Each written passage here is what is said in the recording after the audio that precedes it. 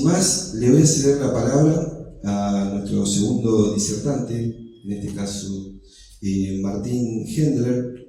Martín Hendler es profesor y licenciado en Sociología, como así también es doctor en Ciencias Sociales por la Universidad de Buenos Aires. También es diplomado en Ciencias Sociales Computacionales por la UNSAM, como así también tiene estudios de posgrados en la Universidad de Sevilla, en España. También Martín Hendler es docente de grado en Sociología en la UBA y en Comercio Electrónico en la Universidad Nacional de José C. Paz. Como así también es docente de posgrado en la Diplomatura Superior en Inteligencia Artificial en la Universidad Nacional de 3 de Febrero. Como así también da clase en la Maestría de Procesos Educativos Tecnológicos en la Universidad Nacional de Córdoba, como así también en la Planificación y Evaluación de Políticas Públicas en la UNSAM.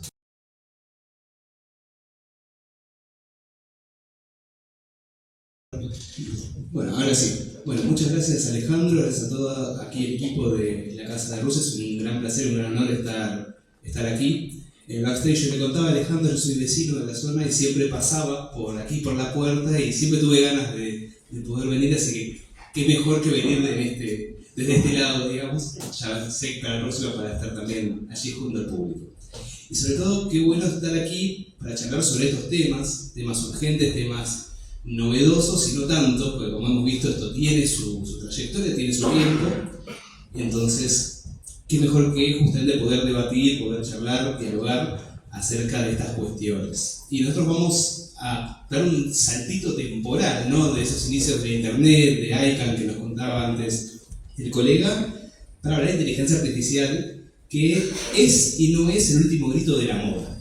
Es porque actualmente lo que es la variante generativa, los grandes modelos de lenguaje, están, digamos, en boca de todos, pero la inteligencia artificial, al igual que Internet, tiene muchísimas décadas. Es una tecnología de fines de la década del 50, para hacer una idea. Y si uno sale normalmente a la calle, o hacemos aquí una encuesta o vivo, digamos, en vivo, y uno pregunta, bueno, ¿qué tecnología de inteligencia artificial conocen?, ¿no? Les aseguro que esta es la primera respuesta.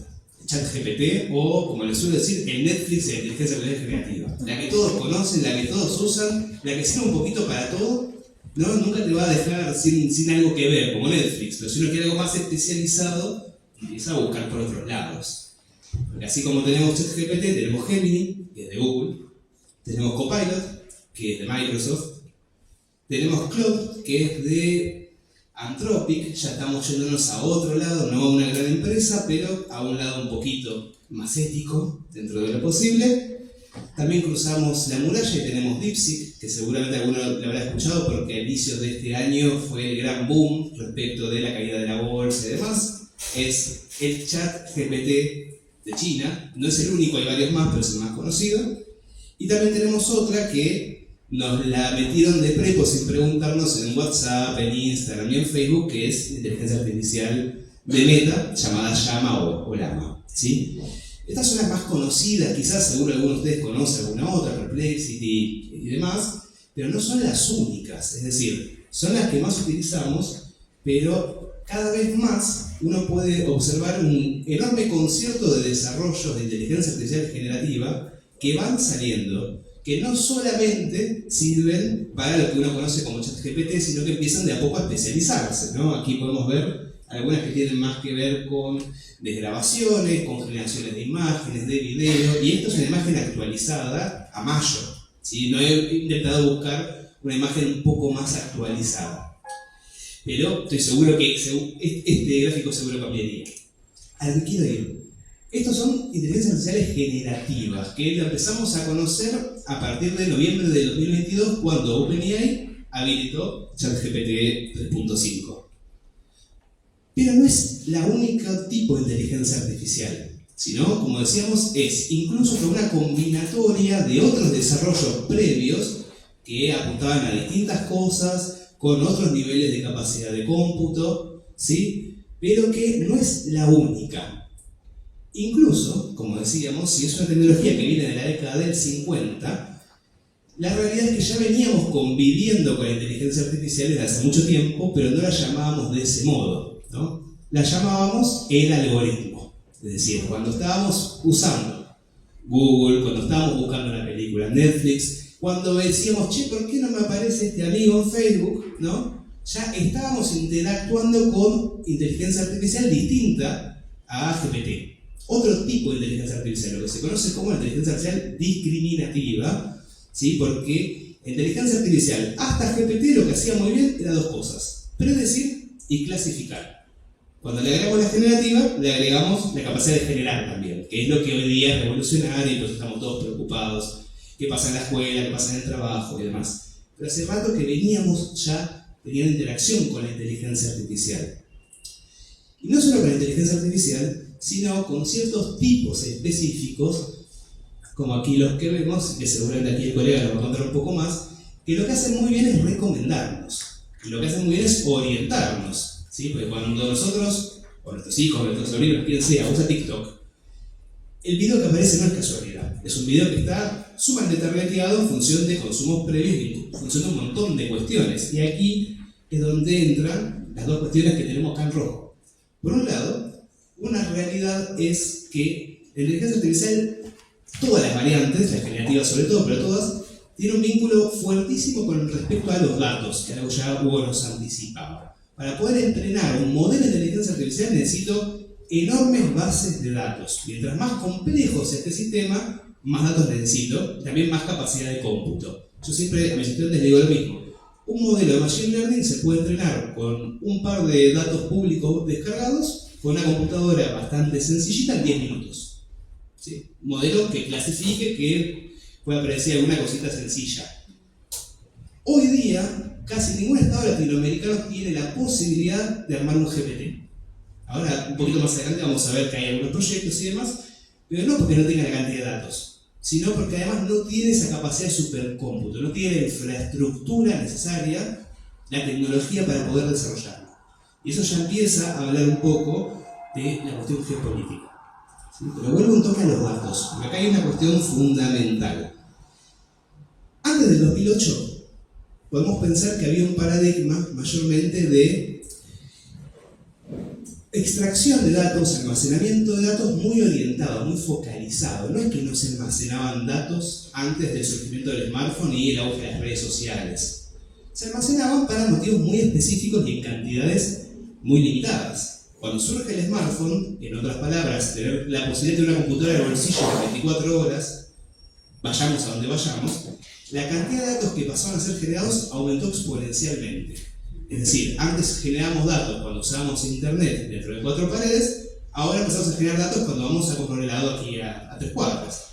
Y estamos usando el celular, pero no lo estamos usando. Ustedes saben que los pasos también se almacenan, aunque tengamos desactivado el tema de los pasos, la geolocalización también se registra, aunque tengamos desactivado todo eso, ¿sí? Cada minuto y segundo que tenemos interacción con esto, aunque lo tengamos en el bolsillo, estamos generando datos. Eso cambió el paradigma. ¿En qué sentido? Todo pasó a ser plausible de ser convertido en dato y almacenado. Es lo que se conoce normalmente en la literatura como el paradigma data-driven. Todo pasa a tener o a estar vinculado con una lógica respecto de los datos, respecto de su almacenamiento, su recolección, pero también su procesamiento y su uso para distintas cosas. ¿Sí?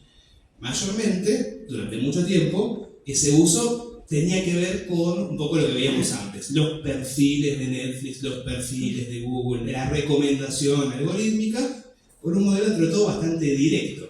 Lo que los usuarios generamos es registrado por estas plataformas, tanto lo que estamos dando directamente cuando ponemos nuestro nombre, nuestro perfil, cuando sacamos una foto en Instagram, como los metadatos, como los datos de rastreo, todo el resto, y esto es transformar un perfil para recomendarnos que compremos un agua Villavicencio y no un agua glacial.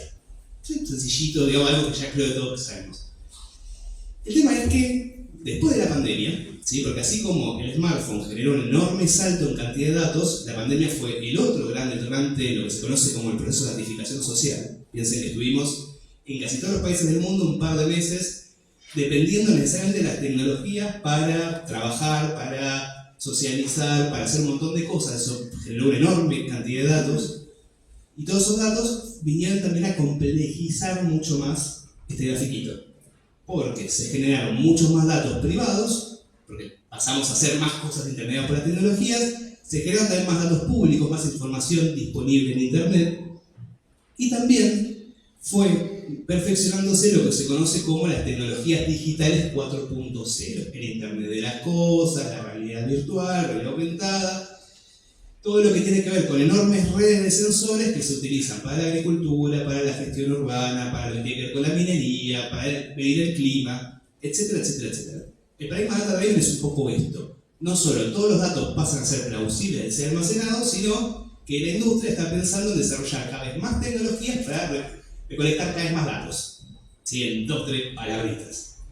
Y todo esto justamente sirve para muchas cosas, para poder tener información sobre qué nuevo producto desarrollar, para recomendar mejor a mis clientes, mejor publicidad, y también, como anticipaba Hugo, para entrenar los modelos de inteligencia artificial generativa.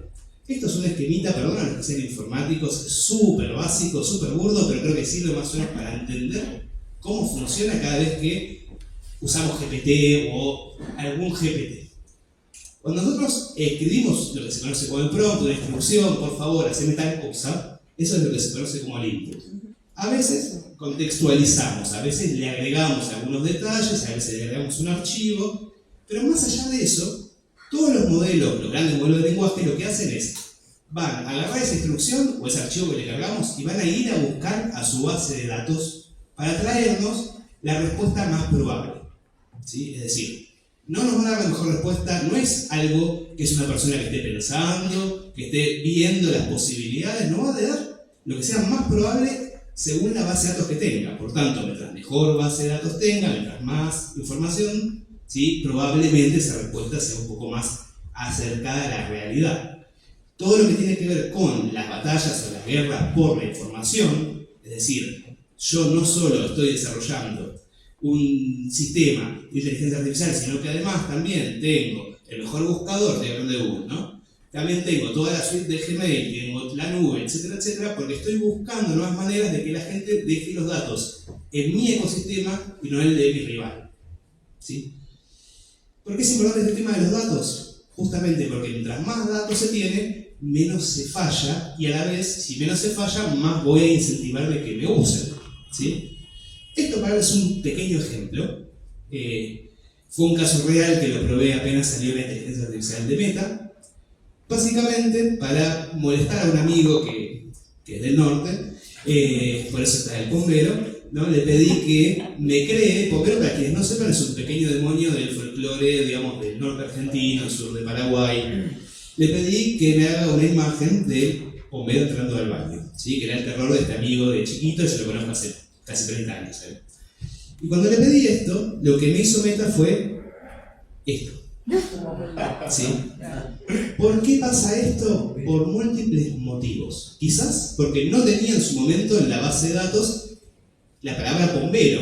¿Sí? ¿Por qué? Porque estos modelos fueron entrenados con mucha información, mayormente en países del norte. Por tanto, bombero no existe, que es lo más parecido a bombero y el bombero.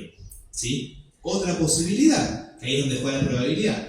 Tiene capaz bombero con P, pero probablemente asociado a la palabra baño esté mucho más registrado en su base de datos el bombero que el bombero. Por eso me tira esto. Por eso en estos desarrollos y demás lo que hacen constantemente es querer obtener nuevos datos, tanto de las bases que hay dando vueltas, de nuestros datos personales, como también de la interacción que hacemos, porque cada vez que interactuamos, le damos también nuevos datos, lo corregimos, no, esto no va, para la próxima darnos, no traje una foto del bombero en el baño, darnos la mejor foto del bombero, el mejor archivo, ¿sí? El mejor plan de estudios, lo mejor que le pidamos.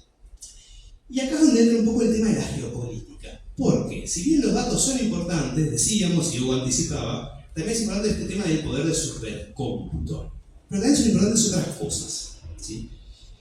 Y justamente hay hoy día una enorme división global respecto de qué actores y dónde está ubicado el país de los actores que están trabajando en este ecosistema de inteligencia artificial para traernos la foto correcta, ¿no?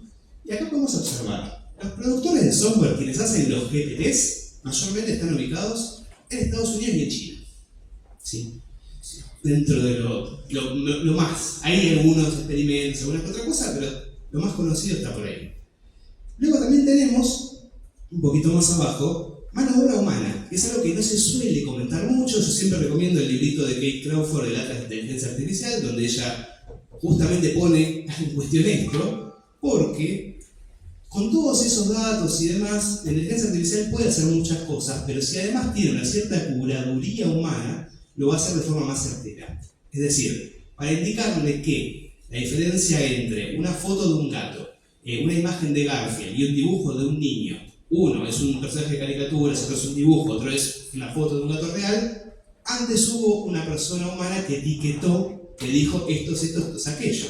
La cuestión está en que esa mano de obra es realmente muy mal paga. Por tanto, los países que suelen proveer esa mano de obra, ahí los tenemos, suelen ser la India, Líbano, Kenia, un montón de países donde hay gente que está horas trabajando por centavos de dólar. Esto es algo importante también porque sin eso no tendríamos GPT, no tendríamos inteligencia artificial como la conocemos. Otra de las capas importantes, todo lo que tiene que ver con el hardware, lo que tiene que ver con el dispositivo físico, los servidores, los cables, los dispositivos. Bien, mayormente eso se suele dar en algunos países, mayormente Corea del Sur, Japón.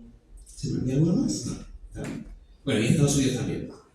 Lo que tiene que ver con la infraestructura, saliendo, digamos, del dispositivo, lo que permite esa interconexión que nos contaba Hugo. Bien, mayormente son pocas empresas muy concentradas de Estados Unidos, de China, también algunos de la Unión Europea. Y después tenemos otras dos capas que también se suelen olvidar, que son fundamentales. Una son todos los materiales raros, las tierras exóticas y demás, el zinc, el cobalto, el litio y demás, que son fundamentales para la producción de dispositivos. Y además, otra cosa importante es la capa de la energía. Se necesita mucha energía eléctrica para hacer funcionar todo el ecosistema, y también muchas veces se aprovecha la energía eólica, lo que tiene que ver con el frío, para enfriarlo y distribuir la energía, ¿sí? Y en todas estas capas hay una que me falta, que es la fundamental, que es el tema de los datos. Están observando ya la distribución de países, ¿verdad?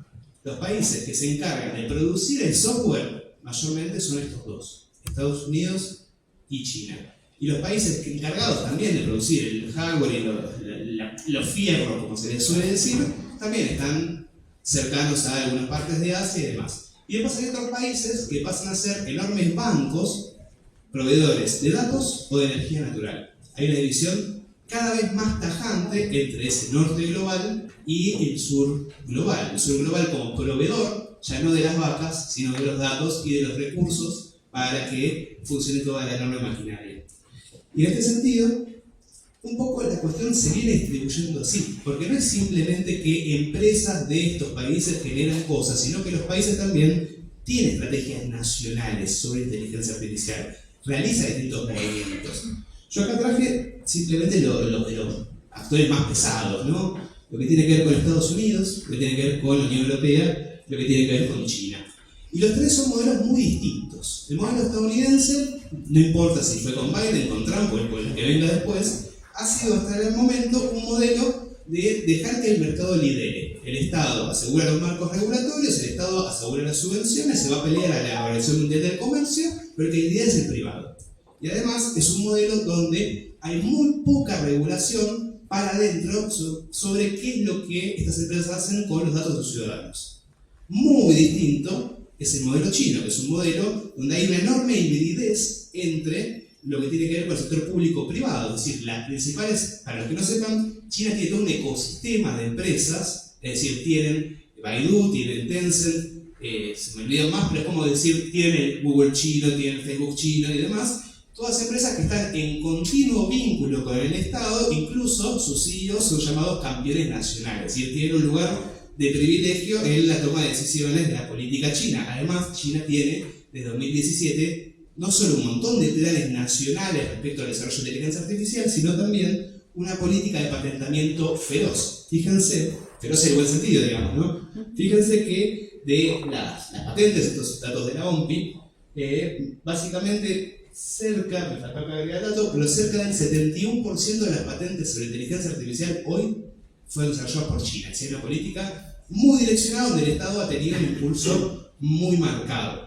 Y nos queda el tercer actor, que es la Unión Europea. La Unión Europea, como hemos visto, no es productora de software. Algunos de sus países están metidos en la parte de infraestructura, pero lo que hizo fue encontrar otro tipo de modelo de intervención, que es mayormente la regulación. Es decir, la Unión Europea es conocida en estos temas por no solo impulsar regulaciones respecto a inteligencia artificial, voy a saltarme algunas cuestiones, sino también multas y sanciones a las grandes empresas, tanto estadounidenses como también chinas. Es decir, Europa se posiciona mayormente queriendo ser el regulador mundial respecto de estos asuntos, y gracias también a Europa, eso hay que admitirlo, muchas de estas plataformas, de estos grandes actores, han tenido que ir cambiando algunas cuestiones de su plataforma para todo el mundo. Por ejemplo, hoy día, en cualquier parte del mundo podemos pedirle a Facebook, a WhatsApp, a Google, que dé los datos que tienen de nosotros. Antes de la regulación europea eso no se podía. Ya cerrando, Europa tiene también no solo esta cuestión de querer ser regulador mundial, sino la intención de que el resto de los países del mundo copien su modelo. Lo que se conoce normalmente, esto es una pirámide de la ley europea, como efecto Bruselas, así lo llaman ellos mismos. Efecto Bruselas es esto: yo saco la mejor regulación, todo el resto de los países que la tomen de base para poder inspirarse y además para poder tener tratos conmigo, porque si no, nuestra regulación de datos personales, por ejemplo, está ahí con ciertas complicaciones porque nunca la adecuamos a la última versión de ellos, o para dar un ejemplo. El tema del efecto Bruselas es esto de todos los países tienen que venir a adaptarse o deberían adaptarse.